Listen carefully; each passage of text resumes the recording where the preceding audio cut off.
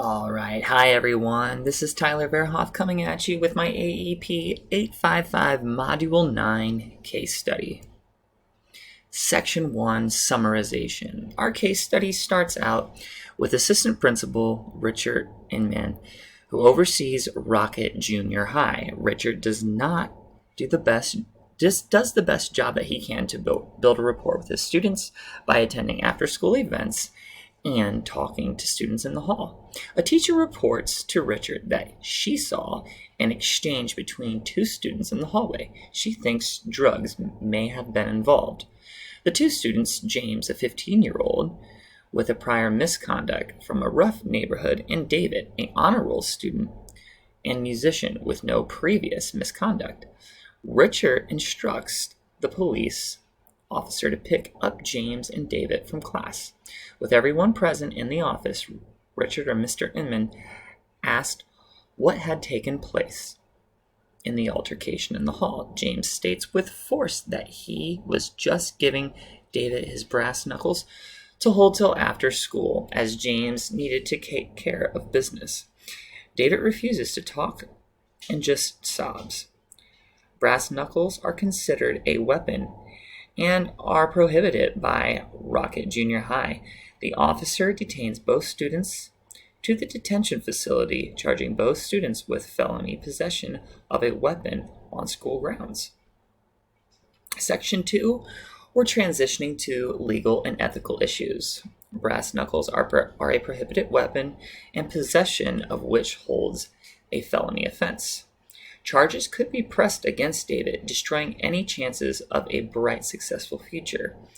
Richard sees David as an innocent victim and is forced to do this.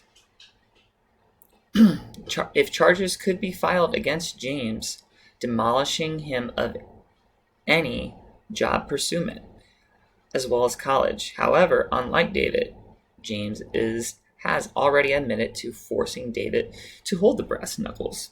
The principal, Richard, Mr. Inman, tore up the paperwork for David in which he would describe the incident to the district. A breach of contract by Mr. Inman is possible with this.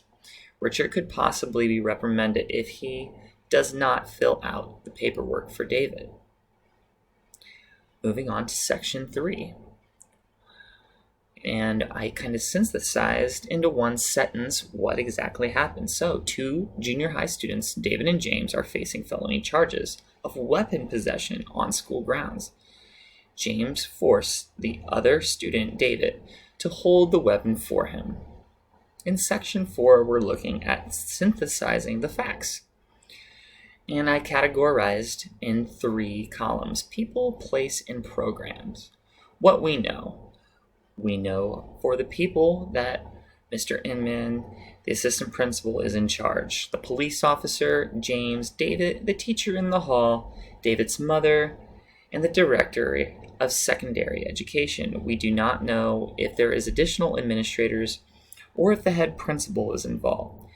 For place, we know that it took place in the hallway of Rocket Junior High, in the office, where we know it is close to a city or urban area because of the bad neighborhoods, and we do not know the school's location in the city or state. We know that this is a public school for the program. Going on to reviewing in Section 5. If charges are pressed, the following stakeholders will be punished. James, with a history of misconduct, may harm his future to get a job or go to school. David also faces the tarnish of his reputation, and it also may hurt his chances of getting into college and also getting a job down the line. Mr. Inman may be reprimanded for not turning in the paperwork for David. Community and leaders' reputations may be at risk if the innocent gets out to the public. Both mothers are also at risk, too. James' mother wants him to learn a lesson, and David's mother was shocked and left for the detention center right away in tears. So I know a lot about the situation and questions Here are some of them I would like to know. Does the principal or other administration know about the incident that happened? Does the teacher who witnessed the exchange in the hall have any additional information that could help Mr. Inman with the situation? Could they go to the school board and tell him exactly what happened? Fill in the missing spots that we don't know about. Also, what exactly does the school board policy say when it comes to bullying? Since that is basically what happened in this instance. As James said, he forcefully gave the brass knuckles to David. And that's essentially bullying when it all boils down to it. Moving on to Section 6, Options and Consequences. Option 1, no action is taken, and both David and James are charged with a felony of weapon on school property. Being reprimanded could follow. Community and career relationships could also be affected for these unethical decisions. In option 2, Mr. Inman would file paperwork for James. And for David's paperwork, a full story of the incident should be reported to the school board so they can understand fully why David should be dealt with differently. James then would be sent to the detention center where he would learn his lesson, and David learns how to stick up for himself by talking to perhaps a guidance counselor. And with all this overall experience happening, it would also put him into the right direction as well. Moving on to option 3, both papers would be signed. Mr. Inman's job would be safe, and this would happen to hurt David's future and any success that may follow. Moving on to the evaluation portion in Section 7. Option 1, taking no action. Looking at our pros and cons, if Inman follows the school, if doing this, Inman protects his job and follows school policy, and then James learns his lesson. Looking at the cons, James seeks possible damage, being submerged back into the detention center, going down the wrong path. David, with exposure to the alternative program, could start down the wrong path as well, and he would not likely succeed in his future. Moving to option 2, where the paperwork is filed for James and the detailed claim is submitted to the school board about David's actions, the option which I am in favor of. The pros, James will be punished for his poor decision. Another pro, David will learn to stick up for himself and have continued success. Cons, James would continue to go down the wrong path in alternative school and never really have a good rehabilitation. Option 3, sign both of the students' papers. Pros, Mr. Inman gets to keep his job, and the con, David's future may be ruined. Section 8, we look at choosing the best overall option, and as I previously stated, after careful consideration of this case study, I'm electing to choose option 2.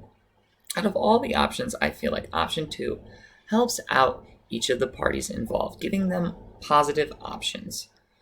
James is charged with possession of a weapon on school property.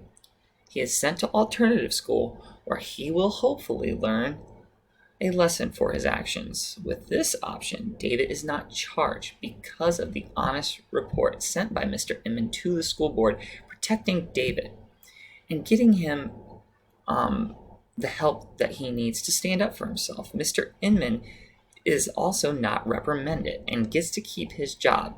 David gets to be in sessions with a guidance counselor who will teach him to learn how to report bullying, ask for help, and stick up for himself.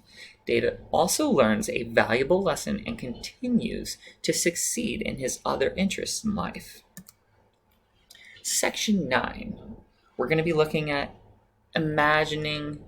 implementing this high decision.